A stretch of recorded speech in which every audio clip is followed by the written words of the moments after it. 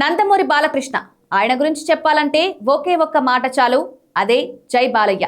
అదే ఆయన డైలాగ్లతో ఆయన గురించి చెప్పాలంటే ఒకడు నాకెదురైన వాడికి రిస్క్, ఒకడికి నేనెదిరెళ్ళిన వాడికి రిస్క్, తొక్కి పడేస్తా. చరిత్ర మాదే, చరిత్ర సృష్టించాలన్నా మేమే, దాన్ని తిరగరాయాలన్నా మేమే.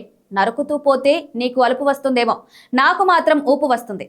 ఇలా డైలాగులు చెప్పాలన్నా 6-10ల వయసులో సైతం అదరగొట్టే స్టెప్పులు వేయాలన్నా అది బాలయ్యకే సాటి.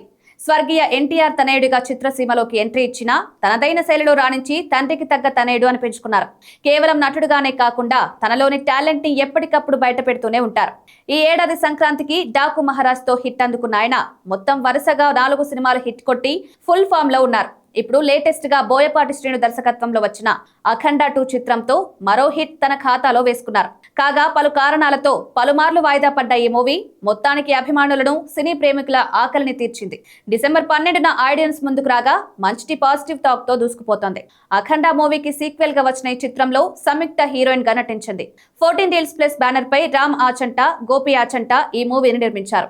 బాలకృష్ణ చిన్న కుమార్తె తేజస్విని సహ నిర్మాతగా వ్యవహరించారు. ఇక తన తర్వాత చిత్రంపై ఫోకస్ పెట్టారు బాలయ్య.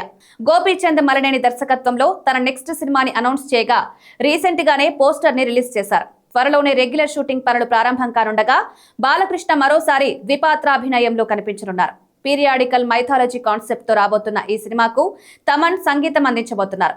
వృద్ధి సినిమాస్ బ్యానర్ పై వెంకట సతీష్ కిలారు నిర్మిస్తున్నారు.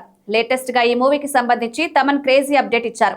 గోపీచంద్ బాలకృష్ణ కాంబినేషన్ లో రాబోతున్న ఈ చిత్రం కోసం బాలకృష్ణ సింగర్ గా మారబోతున్నారని తెలియజేశారు. స్వయంగా బాలకృష్ణ ఓ పాట కూడా పాడబోతున్నారని తమన్ రివీల్ చేశారు.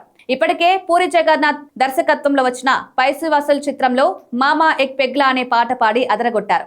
దీంతో మళ్ళీ బాలయ్య సింగర్ గా దుమ్ము రేపడం పక్కా అంటూ ఫ్యాన్స్ ఫుల్ ఖుషి అవుతున్నారు.